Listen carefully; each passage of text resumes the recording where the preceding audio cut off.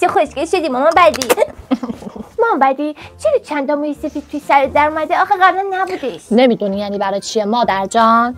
واسه اینه که هر بار تو منو هرس میدی یه دونه موی سفید رو سر من ظاهر میشه. دیگه هرسم نده پس انقدر. آها پس واقعا بعد متاسفم واسه همونه که موهای مامان بزرگ همش سفید شده. از بس که هرسش دادی، از بس که اذیتش کردی، بعد تازه به من میگی من هرست میدم. متاسفم واسه هر چیزی هم یه جوابی داره این بچه. گودزیلایه به خدا. خاله خاور جانم از اون میوه دراز دردا دیگه نداری؟ مرگ. ببخشید خواهر چرا مجنون میزنم تو دهن تا. مامان بدی بگو کشتی.